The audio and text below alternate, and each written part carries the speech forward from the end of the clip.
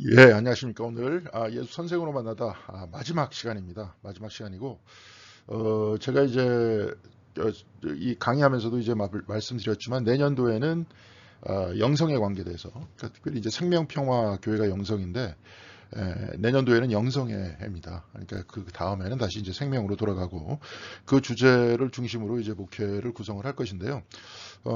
그런 그 의미에서 내년도에는 어, 리차드 포스터의 기도 한번 제가 여기 와서 한번 같이 읽었었습니다. 근데 이제 그때는 잘 이제 제가 볼 때는 선의가 없는 상태에서 읽었었기 때문에 이제는 좀 더 저에 대해서도 제가 여러분들도 이해를 했고 저도 여러분들에 대해서 이제 이해를 하고 있는 상태이기 때문에 뭐 완전히 이해할 수는 없겠지만 그래서 그 부분에 대해서 조금 영성에 대해서 이야기를 하면서 아마 내년을 열까 합니다. 오늘은 마지막 시간 다시 태어나는 기독교인 예수의 길벗이라는 글인데요. 여기서 여러분들이 여태까지 이제 강의를 들으면서 별로 이 책 자체가 사실 어렵진 않잖아요. 어려운 책이 아닌데 내용이 이제 처음 듣는 얘기들이 많고 역사적 예수에 관한 어떤 과거의 어떤 예를 들어서 성서학적 발견이라든지 그런 이야기들 속에서 다양한 형태의 그 의견을 통해서 여태까지 예수님은 이럴 것이다라고 생각했던 이 기본적인 개념이 좀 흔들렸기 때문에 여기에 대해서는 약간 이제 마음이 흔들리기도 하고 나쁘게 얘기하면 시험 들리기도 하고 그렇지 않은 분들은 이제 어느 정도 신학 그 어떤 그 교육의 바탕이 좀 되신 분들이고 그랬을 거예요. 네, 그랬을 건데 그것을 그 책만 읽으면은 실질적으로 그 의문들이 풀리지 않기 때문에 거기에 대해서 이제 도전들을 많이 받으셨을 텐데 다행히 이제 책을 같이 읽으면서 해설하고 또한 뭐 질문도 듣고 이제 질문을 따로 이렇게 하신 분들은 많이 없었지만 여하간에 이 과정들을 통해서 여태까지 잘 해오지 않았나 이렇게 생각이 됩니다. 저번 시간에도 말씀드렸지만 이미 1장에서 7장까지 사실 다 나왔어요. 1장에서 8장까지 이미 나올 것은 다 나왔습니다. 저번 시간 것도 거의 이제 반복이고 10장 같은 경우는 거의 완벽한 반복입니다. 그렇기 때문에 오늘 여기서 이제 특이한 내용보다도 우리가 좀 들어야 될 내용들을 좀 살펴볼 수 있도록 하고요. 그 뒷부분에 제가 이제 이 책이 있습니다. 하비 콕스가 쓴 신이 된 시장이라는 그 책이에요. 이제 어떻게 우리가 알고 있는 은행이라든지 주식시장이라는 것들이 결국은 우리가 알고 있는 신처럼 작동을 하고 있는지 실질적으로 돈이 다 중심이잖아요. 근데 단순히 지금만 현대사회만 그랬던 것이 아니라 과거도 역시 마찬가지였다. 거기서 제가 여기서 한번 말씀드렸던 어거스틴과 팔라기우스 여기서는 이제 아우구스티누스라고 이야기를 했는데요. 이건 이제 히라버식 이름이에요. 어거스틴 이제 라틴어식 이름이고 그렇게 여하간에 어거스틴과 팔라기우스의 논쟁을 제가 잠깐 얘기를 하면서 결국은 지금 현재 이렇게 실천이 부족한 기독교 우리의 어떤 삶이 부족한 기독교는 아마 어거스틴과 팔라기우스의 논쟁 속에서 어거스틴이 이겼기 때문일 것이다. 이제 그렇게 잠깐 말씀을 드렸습니다. 근데 이 책 신이 된 시장에서는 거기서 이제 팔라기우스와 어거스틴의 논쟁 속에서 순수한 학문적 논쟁이 아니라 결국은 돈이 거기서 돈이 작용했다 하는 것들을 그 이야기를 해주고 있어요. 근데 이제 여기서는 하비콕스 같은 경우에는 이제 펠라기우스의 이제 글이 이 책 안에서는 디미트리에게 보내는 편지 이거 하나만 남았다. 편지 한 장 남았다 그랬는데 제가 저번 시간에도 이제 한번 여러분들한테도 보여주었지만 이 책이죠. The Letters of Pelagius. 펠라기우스의 편지라는 이 책에서 그래도 한 권은 아주 조그만 문고판이지만 몇 개의 편지 글을 해서 남아 있습니다. 몇 개가. 예, 몇 개가 남아 있기 때문에 그리고 지금 제가 가지고 있는 켈틱 스피리추얼러티라는 책이 있어요. 제가 가지고 와야 되는데 제 거지 어디쯤에 숨겨져 있어가지고 제가 잘 못 찾았습니다. 여하간에 그 책 안에서는 팔라기우스를 따로 이렇게 다루고 있습니다. 이제 그런 부분들이 있고요. 지금은 이제 학문적 자유의 시대잖아요. 과거처럼 뭐 2단이다, 3단이다. 지금 2단하고 다릅니다. 지금 완전 사이비, 뭐 JMS 뭐 이런 애들하고는 다른 거죠. 처음에 성서의 신학적 견해가 약간 다르다 하는 정도가 2단이었는데 초대 이제 기독교의 그 부분. 그 책에서도 굉장히 심도 있게 다루고 있고 지금도 많은 사람들이 펠라기우스에 대해서 이야기를 하고 있고요. 저도 한번 이제 영상으로 한번 여러분들한테 보내줬잖아요. 그래서 펠라기우스가 주류가 됐다면 지금 그 기독교들은 지금 우리가 알고 있는 기독교는 많이 달랐을 것이다. 이제 이런 식으로 이야기를 하지 않습니까? 그러니까 이제 그런 부분의 논쟁에 대해서 기록을 하고 있습니다. 이제 그 기록을 한 부분에 대해서 이제 오늘 같이 좀 볼 수 있도록 하겠고요. 지금 뒷배경은 이제 여기가 이제 켈트, 아마 이제 아일랜드 같은데 모르겠습니다. 이 스코틀랜드 쪽인지 아일랜드 쪽인지. 이제 스코틀랜드나 아일랜드를 다 한 묶음으로 과거에는 이제 스코틀랜드라는 그런 표현을 썼어요. 스코트 사람이라는 그 사람이 켈트 사람이라는 그런 뜻이었으니까. 근데 이제 이 십자가가 이렇게 쭉 보면 굉장히 표시를 하려고 했는데 굉장히 아름다워서 표시를 안 하겠습니다. 가운데 이제 원형이 있는 이 십자가잖아요. 이게 이제 우주와 창조를 이야기합니다. 창조와 십자가가 동시에 같이 만났다 하는 내용이죠. 이게 이제 특별히 여러분들이 아일랜드에 한번 놀러 갈 일이 있으면 공동묘지에 본 모든 십자가는 저렇게 켈트 십자가로 되어 있습니다. 저 켈트 십자가 그래서 이제 창조와 구속과 창조를 아우르는 굉장히 어떤 심오한 이야기를 담고 있는 그 얘기인데 지금은 또 무슨 인종차별주의자들이 이제 자기네가 믿는 그리스도는 뭐 이거다 해갖고 켈트 십자가를 또 들고 이렇게 돌아다니면서 러시아 쪽에 있는 차별주의자들이 이제 저걸 두고 이렇게 막 난리를 치는 그런 모습을 봤는데 뭐 그 사람들이 뭘 알겠습니까? 뭐 뭘 모르니까 자꾸 그러는 거죠. 자, 과거에는 교회 예배당이 없을 때 저렇게 켈트 십자가를 가운데다 두고 그 주위에 모여서 예배를 드렸다고 해요. 그리고 나중에 이것이 이제 세월이 흘러가면서 저 켈트 십자가 안에 문양들이 그려지는데요. 마치 이제 스테인드 글라스하고 비슷하게 그때 과거에는 사람들이 글씨를 몰랐으니까 이 문양들을 가르쳐 주면서 수도사들이 성경에 대해서 이야기를 가르쳐 줬다. 그런 내용이 있습니다. 그러면서 이제 저 둘레에 모여가지고 예배를 드렸다. 굉장히 자연 친화적이죠. 켈트 기독교가 원래 그렇습니다. 그래서 굉장히 아름답지 않습니까? 이제 그런 언제 한번 시간이 되면 그래서 한번 누가 이제 제안도 해주셨는데 아이오나 섬이라든지 아일랜드라든지 이렇게 켈트 기독교의 흔적들을 찾아서 어떤 묵상의 여행을 떠나면 굉장히 재밌지 않을까 이런 생각이 듭니다. 자, 오늘 그 내용은 짧아요. 오늘 예수 선생으로 만나다 굉장히 짧은 내용인데 그 부분을 보고 신이 된 시장 중에서 팔라기우스와 어거스틴의 논쟁에 대해서 잠깐 살펴보면서 우리가 앞으로 어떤 형태의 기독교가 돼야 되겠다. 내가 이 부분은 사실 전문가들의 입장인데 우리 교회에서 그러면 어떤 방식으로 신앙생활을 해야 되겠다 하는 것들을 한번 살펴볼 수 있도록 하겠습니다.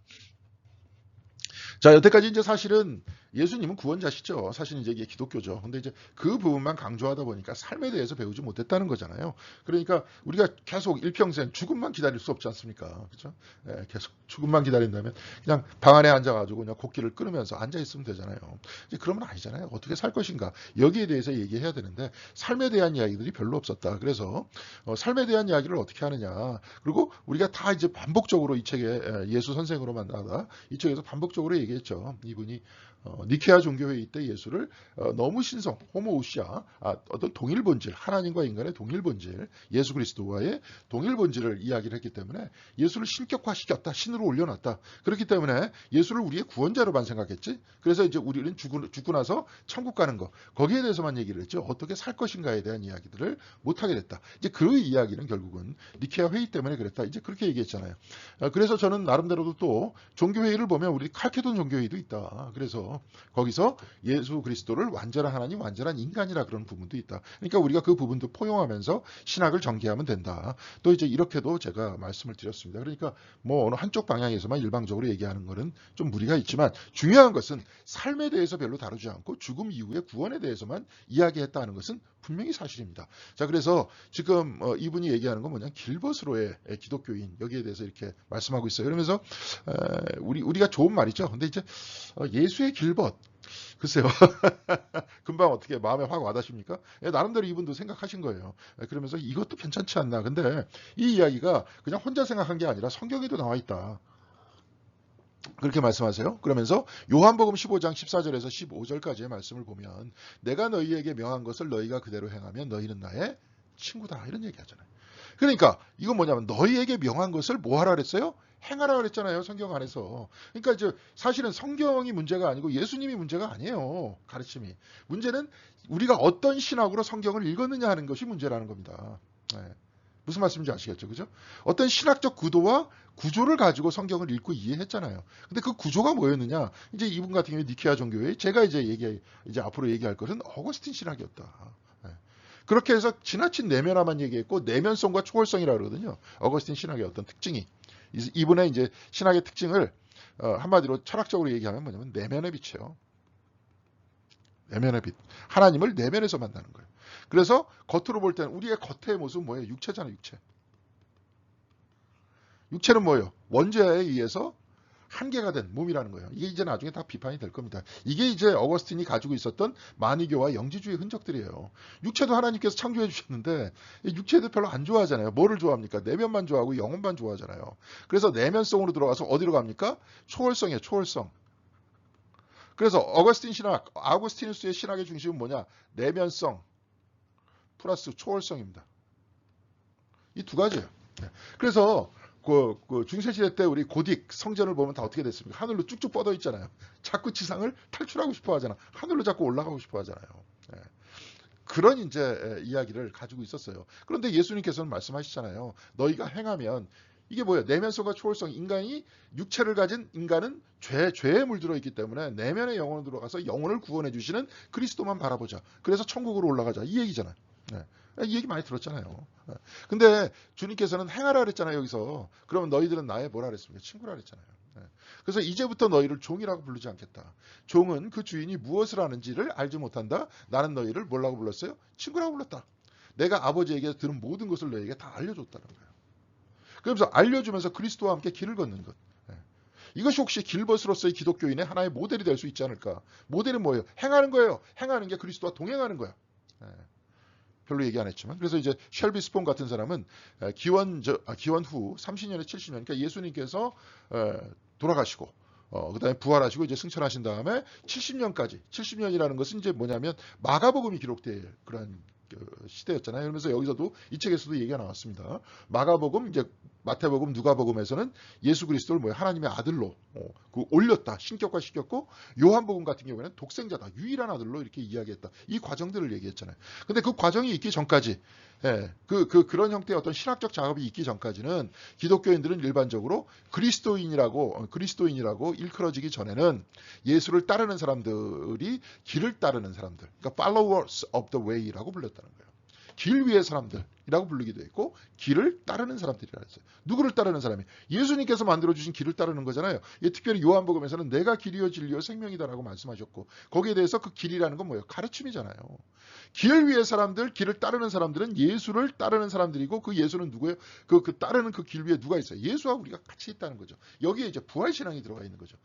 엠마오 마을로 가는 바로 그 사람들이 자기의 길을 걷다가 나중에 예수님을 만나서 어디의 길을 갑니까? 예루살렘으로 향하는 길을 가고요. 예수님께서는 그때 보이지 않죠. 보이지 않은 게 뭐예요? 그들과 함께 있으니까 안 보이죠. 그들의 마음속에. 자, 그래서 동양에서는 노자의 사상과 삶을 따르는 사람을 도가라 그랬어요. 집가자를 써서. 공맹의 사상을 따르는 유가라 그랬어요. 이제 길보다는 가족을 이끄는 말이에요. 가족을. 하나의 가족이라는 거예요. 우리도 여기서도 내 말을 따르면 내 가족이라 그랬잖아요. 주님께서. 새로운 가족이 만들어진 겁니다. 그렇죠? 그리고 교주의 사상을 따르는 것을 길을 걷는 것이라 그랬어요. 여기도 똑같이 도를 따른다 이런 표현을 썼잖아요. 도를 닦는다, 길을 닦는다, 뭐 이런 표현이 나의 길을 닦는다. 이게 이제 동양에서 얘기를 하는 그런 이야기인데, 기독교도 똑같이 그렇게 이야기를 했었다는 거죠. 그래서 우리도 성경책 안에서 신학으로 구성되기 전에 길을 따르는 사람과 성경책 이후에 예수 그리스도가 우리의 구원자라는 것을 창의적으로 결합을 할 수 있는 신학적인 구조가 있어야 돼요. 근데 사실은 그런 모든 고민이었던 거죠. 종교회의라는 거. 그래서 칼케돈 종교회의 같은 것도 나왔던 거예요. 그러니까 이런 것들 다 고민하면서 우리가 어떻게 해야 될 것인가 이해하는데요. 근데 예수의 삶을 따르는 것이 구체적으로 어떤 것이냐. 저는 이제 이 끝에, 이제 강의의 끝에 말씀을 드리려고 합니다. 그 얘기는 여태까지 많은 사람들이 얘기를 안 했어요. 이제 저도 한번 이제 거기에 관해서 연구를 하고 책을 좀 써보는 것이 어떨까 이렇게 생각 중입니다. 자, 그래서 여기서 이렇게 쭉 보니까 예수님을 친구라고 얘기했었던 찬송가도 있더라 보니까 이분도 이제 그렇게 이야기했어요. 그래서 여기서도 이제 저 장미꽃 위에 이슬, 여러분 다 알죠? 저 장미꽃 위에 이슬, 그죠? 아직 맺혀 있는 그때, 다 아십니다. 그러면서 주님 나와 동행을 하면서 나를 뭘로 삼으셨다 그랬어요? 친구 삼으셨다 그랬잖아요. 나를 친구 삼으셨네. 그래서 우리가 서로 받은 그 기쁨은 알 사람이 없다. 친구를 삼으셨어요. 다 알려주셨어요. 그러면서 우리가 친구가 될 수 있는 법은 어떤 겁니까? 예수님의 말씀으로 따라서 행하면 친구가 되는 거예요. 그러면서 우리가 그 길을 따라 걷는 그 기쁨은 알 사람이 없다 그러잖아요. 굉장히 성숙한 찬송입니다. 자, 그래서 여기서도 이렇게 보면 466장 죽기까지 사랑하신 주. 제가 이 노래를 찬송을 잘 몰라요. 그래가지고 한번 보겠습니다. 이게 한번 찬양도 같이 부르면서.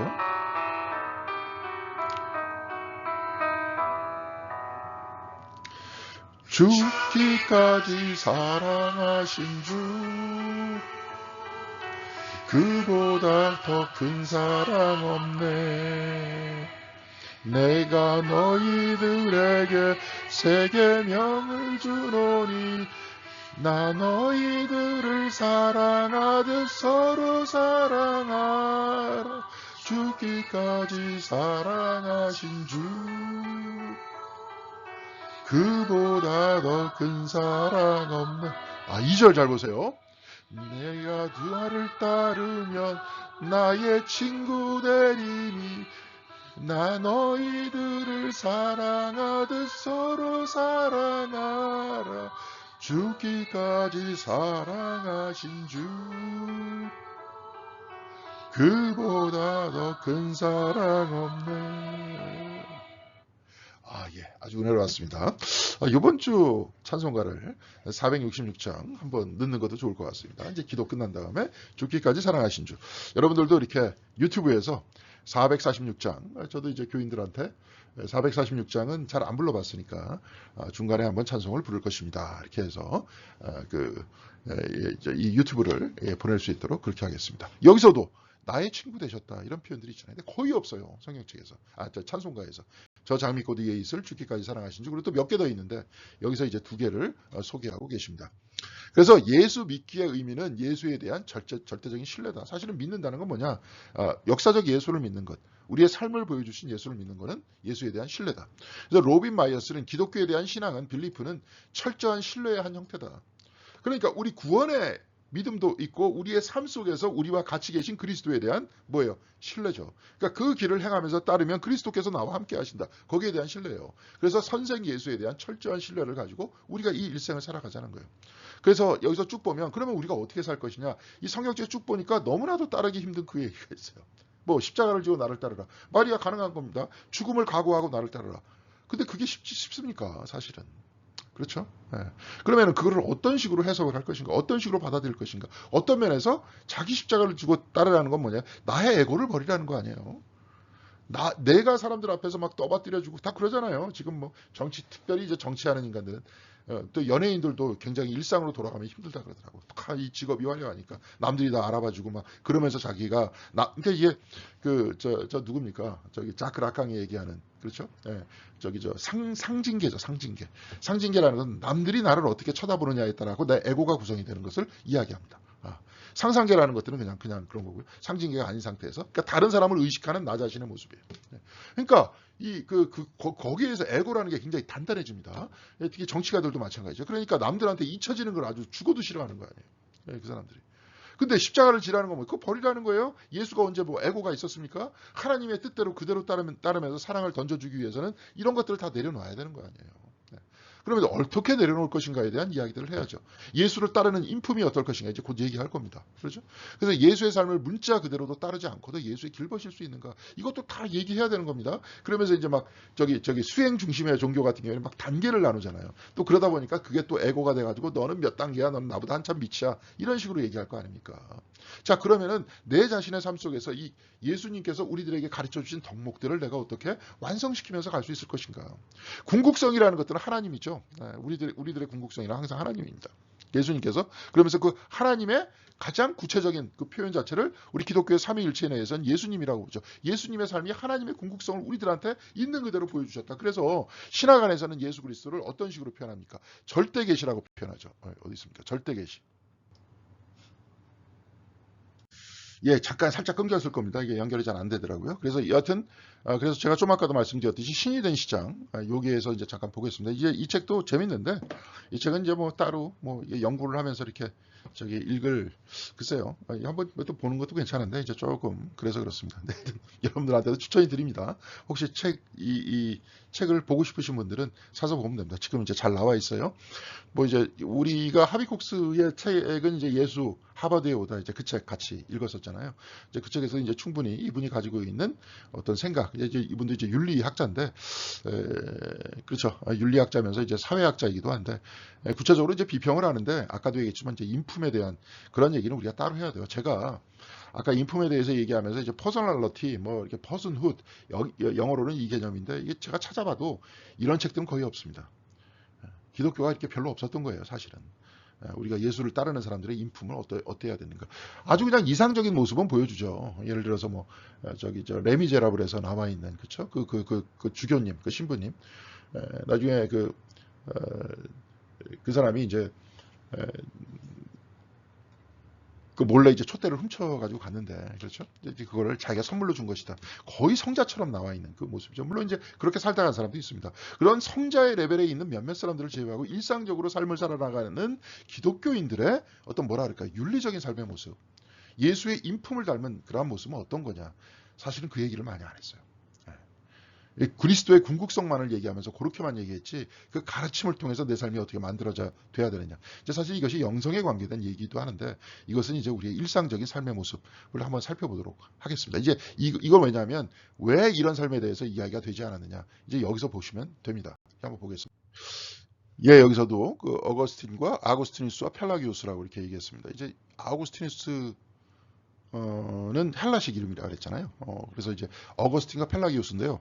이게 둘의 주장을 딱 보면은 생물학적 운명론, 이거 이제 아우구스티누스 쪽이죠. 그다음에 본성의 영역, 이게 아우구스티누스의 영역이에요. 이 양육에 관한 거, 사람은 바뀔 수 있다, 이 얘기죠.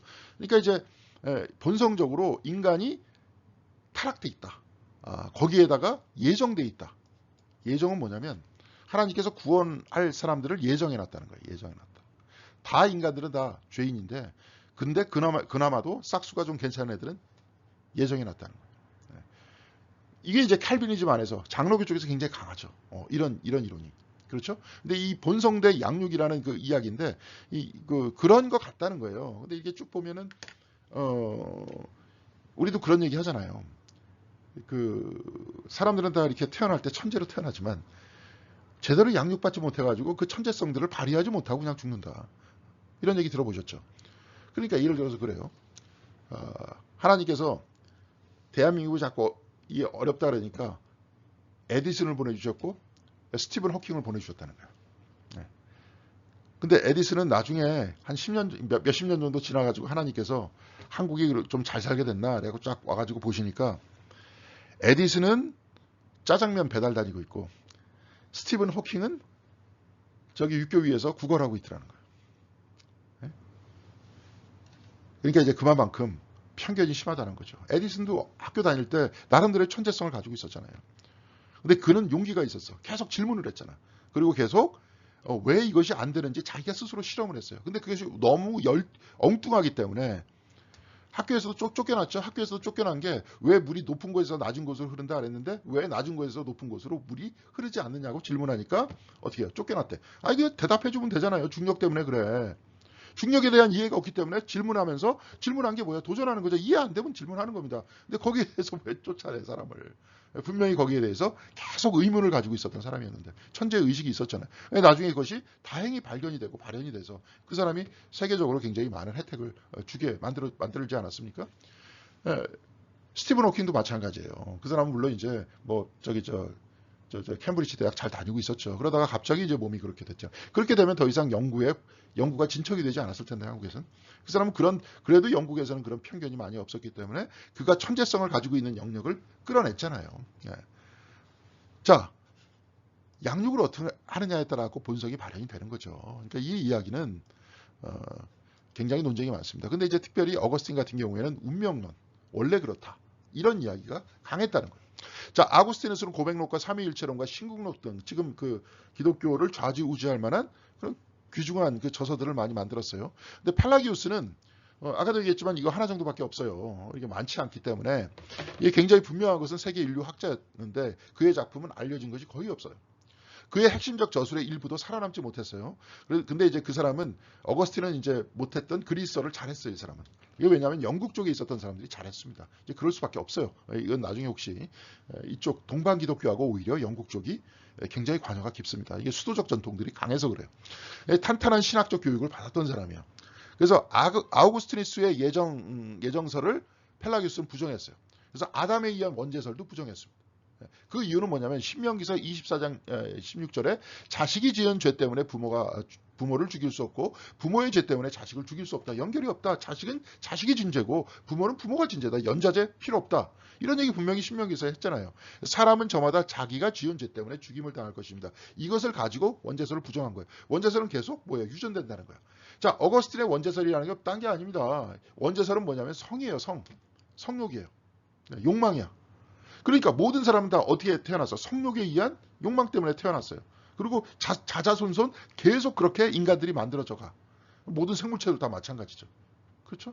그런데 제가 몇 번 어거스틴에 대해서 설명을 하면서 그런 얘기를 했습니다. 창세기 제1장에 하나님께서 생육하고 번성하라 그렇게 말씀하셨어요. 그러면 그 이야기는 다 어디로 가는 겁니까? 네? 생육 번성은 하나님께서 은총을 내려주신 것인데 하나님께서 분명히 우리 인간들한테 복을 주신 것인데 그렇잖아요? 인간들한테도 생육하고 번성해라 막 그렇게 했잖아요. 인간한테도. 그럼 그게 저주입니까? 이거 말이 안 맞잖아요. 이게 사실은 이 이야기가 다 나중에도 얘기하겠지만 어거스틴이 이 사람이 만이교에 잠깐 들어가 있었거든요. 영지주의에 들어가 있었어요. 영지주의의 특징은 뭐냐면 육은 악하고 영은 선하다고 이런 이야기예요. 한마디로 물론 이제 어거스틴이 만이교의 영향을 받은 것에 대해서 이제 아주 장고의 그 스타디가 필요할 겁니다. 아마. 어거스틴의 모든 형태의 목록들을 다 뽑아내고 만이교하고 비교 분석하면서 그 글들을 뽑아내야 될 겁니다. 근데 그 글을 뽑아낸 사람이 있어요. 나중에 율리아누스라고.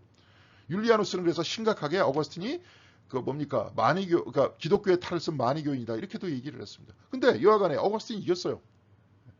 영혼만 중요시 여긴 거. 아까도 얘기했지만 내면성과 초월성을 자꾸 강조하는 그런 신학. 물론 이제 의미가 있습니다. 그것도 의미가 있는데 너무 그것만 강조하다 보니까 육 자체를 천시하게 됐죠. 성이라는 것들을 죄악시하게 됐죠. 하나님의 은총도 죄악시하게 됐어요. 그리고 내가 어떻게 살 것인가 이 육을 입고 어떻게 살 것인가 관심 별로 안 갖게 만들었어요. 그냥 오로지 주시는 용서와 은총만 감사하고 눈물 흘리게 만들었어요. 교회가 그러잖아요. 이렇게 죄졌습니다. 내가 다시는 안 그러겠습니다. 그 다음 주에 또 죄졌습니다. 다시는 안 그러겠습니다. 이것만 반복하는 거 아닙니까? 왜냐? 여러분들이 잘못된 게 아니에요. 이런 신학 안에서 그런 기도를 배웠고 그런 신앙을 배워서 그런 거예요. 근데 펠라기스도 똑같이 구원은 하나님의 은총이라고 그랬어요. 내가 노력해서 구원받는다가 아니라 어거스틴 쪽 라인에 있는 사람들은 펠라기우스는 내가 노력해서 구원을 받는다라고 얘기했기 때문에 하나님의 은총을 도외시했다. 그러니까 이단이다. 이런 식으로 얘기하는데 절대로 이 사람은 안 그랬다는 거예요. 아우구스티누스도 처음엔 펠라기우스를 성자와 같은 인물로 평가했어요. 왜냐하면 수도사였으니까. 그러면서 굉장히 나름대로 도덕적으로 살려고 노력했던 사람이었기 때문에. 그러면 도덕적으로 살려고 노력했던 모든 사람들은 그럼 다 잘못된 겁니까?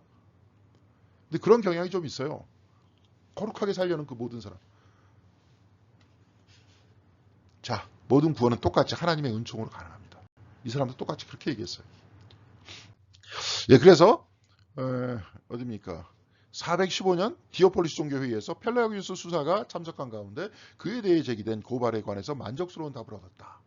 그래서 우리는 그 카톨릭 교회의 일원이라고 선고한다. 415년 디오폴리스 종교회의에서는 문제가 없었어요. 그런데 갑자기 418년 카르타고 공의회에서 펠라기우스는 이단으로 선고받았어요. 현재까지 그래서 개신교 중에서 감리교회와 침례교회 자유주의적 기독교인들은 그의 견해에 동조합니다. 많은 사람들은. 그러니까 웨슬리 같은 경우에도 선행 은총을 이야기를 하면서 은총을 얘기했다가 어떻게 얘기를 합니까? 성화를 얘기하면서 인간의 노력을 얘기하잖아요. 근데 이 성화 때문에 장로교 쪽에서 우리를 이단이라 그런다 그랬잖아요, 제가. 이걸 가지고 이제 뭐라고 얘기를 하냐면 장로교는 이게 반대하는데요. 장로교의 캐톨릭은 반펠라기우스주의, 반만 펠라기우스주의다. 이런 이야기를 해요. 그러니까 사실은 반펠라기우스주의 이것도 이제 신학적 논쟁이 복잡합니다. 뭐 거기에 대해서 별로 알 필요가 없어요. 그런데 루터가 종교개혁을 하면서 캐톨릭을 펠라기우스주의다. 인간이 자기 자신의 뭐예요? 의를 강조를 하면서 자기 자신의 행동과 자기 자신의 실천의 의를 강조하면서 구원을 받는다고 얘기하는 펠라기아니즘이다. 그런데 우리는 다시 어거스틴으로 돌아가서 순수한 하나님의 은총 속으로 돌아가겠다. 그래서 다시 어거스틴으로 돌아가자라는 운동이 종교개혁 운동이에요. 종교개혁은 일종의 어거스틴 운동입니다. 아주 극단적 어거스틴 운동이에요. 이제 그러다가 이제 지금 자꾸 은총만 강조를 하면서 인간의 선행을 향한 인간의 행위 자체를 강조하지 못하고 자꾸 기독교가 그런 식으로 가서 비판받으니까 제가 아까도 얘기했잖아요. 내면성과 초월성을 얘기하면서 또 좀 이따가 이제 어거스틴 얘기할 겁니다. 돈 어떻게 벌었는지에 대해서 묻지 않을게요. 자꾸 이렇게 얘기를 하고 아예 캘비니즘 쪽으로 가면은 내가 돈을 많이 벌어갖고 재산이 축적이 되면 하나님께서 나를 선택하신 증거다. 이렇게까지 막 얘기를 하다 보니까 기독교가 보통 이 자본주의 사회에서 기독교가 일반적인 다른 사람하고 다를 게 뭐가 있냐는 거예요. 예수의 인품에 대해서 얘기할 수 있는 게 뭐가 있어요? 예수님께서 평상시에도 끊임없이 그렇게 가난한 자, 약자를 사랑하시고 그들을 품어내려고 그랬고 그들도 하나님의 어떤 잔치자리 안으로 들어가려고 그랬고 모두를 사랑하고 모두를 품어안는 것이 하나님 나라다라고 가르쳐줬는데 칼빈 같은 경우에 어거스틴 같은 경우에 어떻게 얘기했습니까? 에? 그렇게 얘기하다 보니까 아주 대중화된 칼비니즘이 지배하는 미국이라는 나라는 뭐예요? 아예 그냥 돈이에요. 그냥. 이게 번영신학이라고 그럽니다. 그런 걸. 이렇게 하다 보니까 기독교를 보면서 뭘 배우겠습니까? 교회 안 다니는 사람들이. 아, 나 저들처럼 좀 닮고 싶어. 아까도 얘기했던 성자처럼 좀 닮고 싶어. 이래야 되는데 이럴 수가 없게끔 돼 있어요. 신학이. 그러니까 사실 여기에 대해서 반성하기 위해서 아까 예수 선생으로 만나 자꾸 이런 책 나오는 겁니다. 네. 자, 그런데 반펠라기우스주라고 이제 막 비난을 하니까 토마스 멀튼이라는 분이 굉장히 유명한 미국의 수도사죠. 하나님의 은총이 구원의 전부라든가 인간의 노력이 구원의 전부라고 생각하는 사상은 모두 다 이단이다. 하나님께서는 인간을 하나님의 형상으로 만들었고 이 인간으로 하여금 하나님을 찾게끔 만들었어요. 그래서 바울도 아레오바고 연설에서 사도행전에서 하나님을 더듬어 찾으라 그러잖아요. 하나님의 은총을 지금도 그러니까 더듬어 찬다는 건 뭐예요? 하나님께서 나에게 은총을 주시면서 생명을 주시는 것을 깨달아 알라는 거 아닙니까? 이 깨달아 아는 건 뭐예요? 우리가 해야 되는 거예요. 그리고 거기서 깨달아 알면서 이제는 뭐예요? 하나님의 사람으로 살아나가는 것. 이것도 우리가 해야 되는 겁니다. 아시겠습니까? 네. 자, 그래서 감리교도 뭡니까? 그 칭의와 성화 자체가 같이 가면서 완벽한 구원의 길로 간다. 이런 이야기를 하잖아요. 이렇게 돼야 되는 거예요. 이게 다. 근데 뭡니까? 저쪽 어거스틴 라인 안에서는 오로지 100% 하나님의 은총을 통해서만 구원을 받는다. 이렇게 얘기를 하다 보니까 여러분들 은총 저번 시간 제가 한번 설교할 때도 한번 얘기했습니다. 뭐 그냥 계속 은총이다 그래도 여러분들 이 젓가락질도 내가 해야지 할 수 있는 거 아니에요. 내가 아무리 아까도 회개기도 드리는 것도 마찬가지예요. 계속 하나님의 사랑에 내가 감복하고 감동한다 그래도 내 삶이 자꾸 악을 향해서 가고 있는데 세상의 습성으로 향해서 가고 있는데 그러니까 똑같이 세상의 습성을 향해서 나아가고 있는 내 자신의 삶을 다시 한번 반성하면서 주일날 다시 와가지고 용서해 주십시오.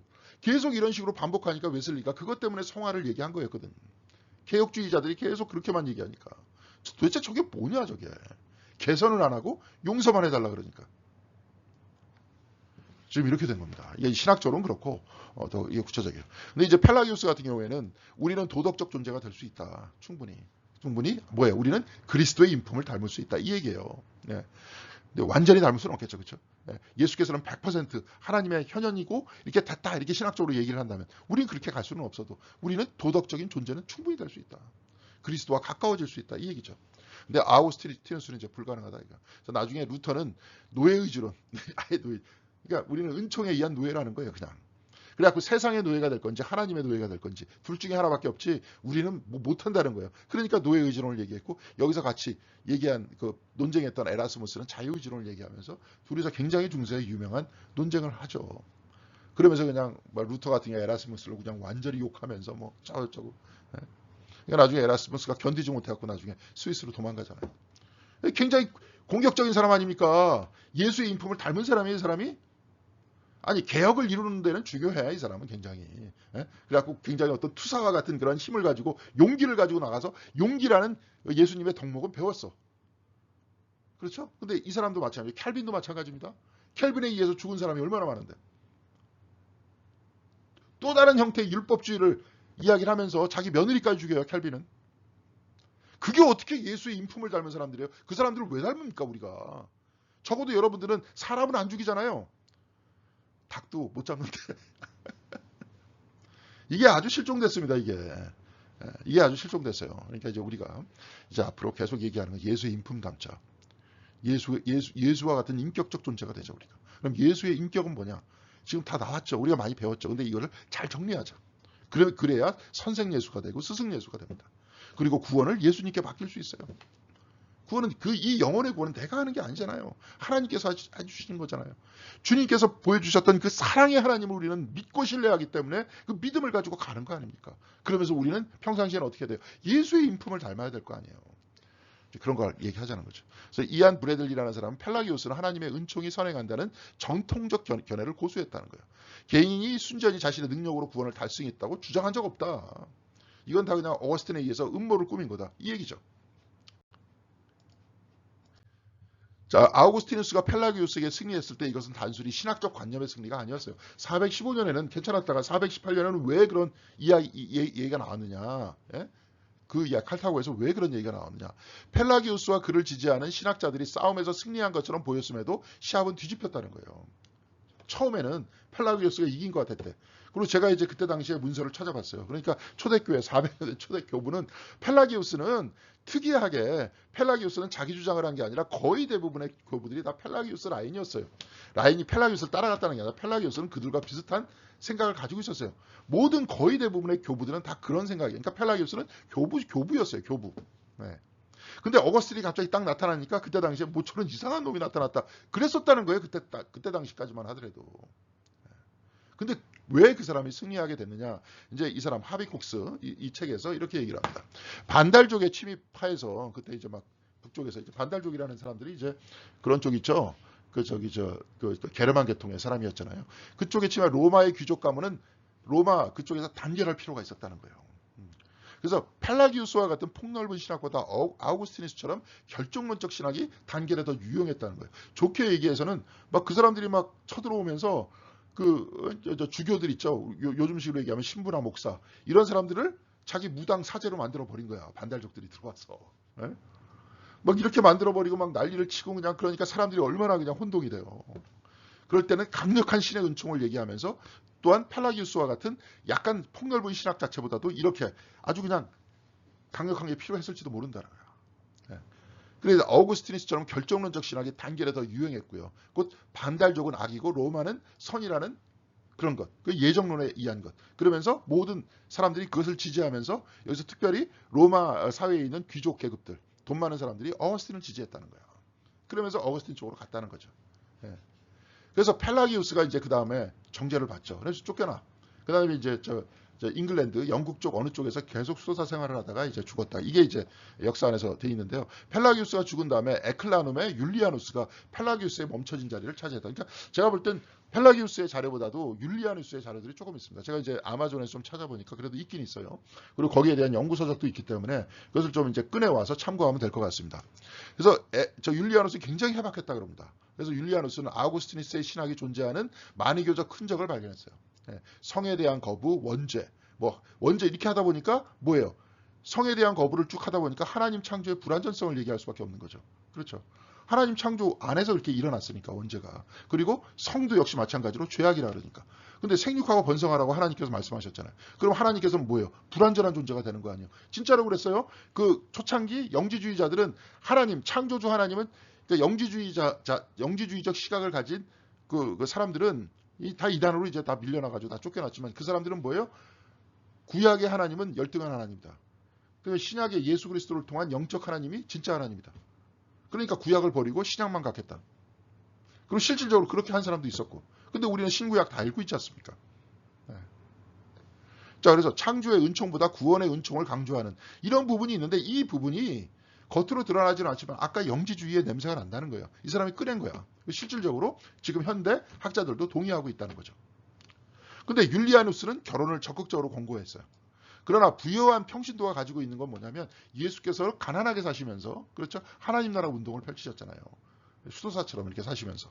근데 예수의 말씀 속에서 부자가 낙타 바늘길을 통과하는 것은 낙타가 예? 그러니까 뭐예요? 부자가 천국에 가는 것은 낙타가 바늘길을 통과하는 것과 같다. 막 이런 얘기가 찝찝하잖아. 부자들이 막 찝찝한데 이게 뭡니까? 아우구스티누스는 재산은 하나님의 은사다. 하나님이 준 선물이에요. 그래서 재산을 어떻게 획득하는가, 그 재산으로 무엇을 하는가가 재산으로 어떻게 획득하는가가 아니라 재산으로 무엇을 하는가가 더 중요하다. 그러니까 어떻게 재산을 가지게 됐느냐, 부를 축적했는가, 이건 나 묻지 않을게요. 근데 그 재산으로 무엇을 하는지, 그 재산 가지고 교회 헌금 많이 하세요. 그럼 다 괜찮아요. 이런 식으로 얘기했다는 거예요. 그러니까 사람들이 딱 보기에는 성에 관한 문제에 있어서는 율리아누스가 좋은 것 같고 재산의 관계에 대해서는 어거스틴이 좋은 것 같고 그렇죠. 이렇게 뒤에 왔다리 갔다리 하다가 보니까 그렇잖아요. 계속 이건 회개하면 되니까 성에 관계된 얘기는. 그러니까 이쪽으로 갔다는 거예요. 그래서 율리아누스도 역시 이단으로 쫓겨나갔고 시칠리아 섬에 갇히게 됐다 이 얘기입니다. 그래서 아우구스티누스는 재산 획득에 대해 묻지도 따지지도 말라고 했고요. 그 당시의 권력자들은 성과 결혼에 관해서는 율리아누스가 좋았고 재산에 관해서는 아우구스티누스가 좋았대요. 결국 이 싸움에서 아우구스티누스가 어거스틴이 승리하고 율리아누스는 시칠리아 섬에 유배됐다는 거예요. 하비콕스는 기독교 논쟁의 중심에 돈이 관여되어 있다고 이렇게 반성했어요. 아까 펠라기우스 논쟁과 어거스틴 논쟁도 역시 마찬가지로 반달족들이 침입해 왔을 때 그 돈들을 뺏기지 않고 어떻게 우리가 신앙 안에서 똘똘 뭉쳐갖고 반달족들을 이겨낼 수 있는가 이 부분에 대해서 하나의 원리가 중요했고 좀 배타적인 어거스틴 신학이 더 중요했다는 거예요. 이 사람들한테. 거기서도 분명히 돈이 관여한 거고 아까도 얘기했던 특히 어거스틴하고 율리아누스의 논쟁 속에서는 특별히 돈이 관여했다는 거죠. 네. 그래서 그리스도를 따라서 도덕적으로 살려 했던 사람들이 이단으로 몰려났다는 거예요. 그래서 운명론, 예정론이 신화화되어 갖고 사실은 이것이 나중에 보니까 뭐예요? 인종차별적이 되잖아요. 아리안족의 완결성 얘기하면서 흑인들, 유대인들, 피가 섞인 사람들 다 버리고 예정론이라든지 우리한테 획득된 그러한 힘, 그 자체를 굉장히 중요시 여기잖아요. 부정한 방법으로 돈을 버는 것을 그냥 방기해버렸죠. 그죠? 그렇게 됐잖아요. 성에 대한 부정적 견해로 말미암아 성에 대해서 침묵하게 만들었죠. 그렇죠? 구체적으로 이게 뭐냐? 이게 은총이다. 왜 은총이냐? 분명히 성경책에 이렇게 나와 있는데 그럼 그것을 있는 그대로 받아들이면서 하나님께 찬양하는 이런 이야기를 우리는 더 이상 못하죠. 침묵하죠. 우리는. 성에 대해서 얘기 나올 때마다. 성경책에도 아가서가 나오잖아요. 아가서에 대해서 어떻게 합니까? 저기 설교 안 하잖아요. 침묵하잖아요. 특별히 도덕적 삶, 그리스도를 닮은 인품과 인성이 실종되게 했어요. 오직 살아서 부자가 되고 죽어서 천국 가는 이 세상 사람들과 별 차이가 없는 사람을 기독교에서 생산해낼 수밖에 없게 된 거예요. 이 모든 원인의 뿌리가 사실은 내가 볼 때는 매튜 폭스와 같이 저도 그렇게 생각합니다. 어거스틴한테 책임이 있다. 근데 어거스틴은 부관 참시할 수도 없고 어떻게 됩니까? 그 입장을 극복할 수 있는 이야기들 다시 재구성해내면 되죠. 근데 저는 창조 영성을 같이 공부하면서 어떻게 얘기가 되느냐? 그리스도를 닮은 인격, 꼭 그리스도의 성품을 닮은 그리스도 인품의 사람, 이런 사람들을 인품의 사람이 되는 것. 바로 이것이 영성이다. 영성이라는 건 뭐냐? 그리스도의 성품을 닮아가는 것이다. 그래서 내년도에 영성에 관계된 그런 한 해를 보내잖아요. 거기에 대해서 저도 더욱더 좀 더 깊이 좀 분류를 해보려고 그래요. 그 어떤 예수님께서 강조하셨던 삶. 그렇죠. 아까도 얘기했던 도덕적 삶. 사람 양보의 삶. 그렇죠. 그러면서 낮은 자의 삶. 겸손의 삶, 그렇죠? 이런 거. 그렇죠? 그다음에 신앙의 삶, 하나님, 믿음의 삶, 그거는 물론 중요한 것이죠. 그렇죠? 그러면서 용기의 삶, 이런 거 다 나름대로 나눠서 예수 그리스도의 인품의 중심은 뭐예요, 사실은? 가장 중요한 예수 그리스도의 인품의 중심은 뭡니까? 사랑이잖아요.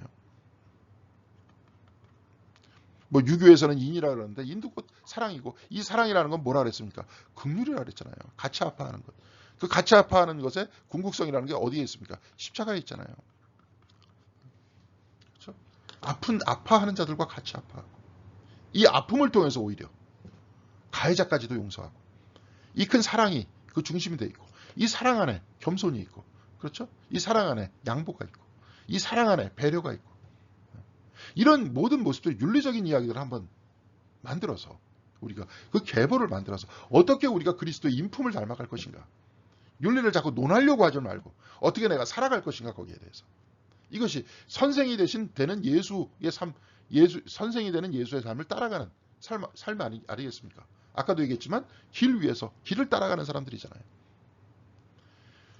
자, 우리가 이런 부분들도 이제 많이 강조해야 될 것이다. 전 그렇습니다. 그래서 설교 때도 그렇고 앞으로의 우리의 성경 공부 시간에도 그런 것들 많이 하고 우리 공독교회 다니는 모든 분들은 예수의 인품을 닮는 사람, 예수를 닮아가는 사람, 그런 사람들이 서로 되자. 내년도에는 좀 그 인품을 닮으면서 제일 먼저 해야 될 그 캠페인을 좀 칭찬합시다. 칭찬합시다. 서로 칭찬합시다. 칭찬하는 것도 힘듭니다. 나를 내려놔야 되기 때문에 저 사람을 나보다 더 높이 세워놔야 되기 때문에 그 안엔 겸손이 들어갑니다. 그러니까 칭찬합시다. 그리고 사랑합시다. 물론 사랑이 다 중심이 돼야 되죠.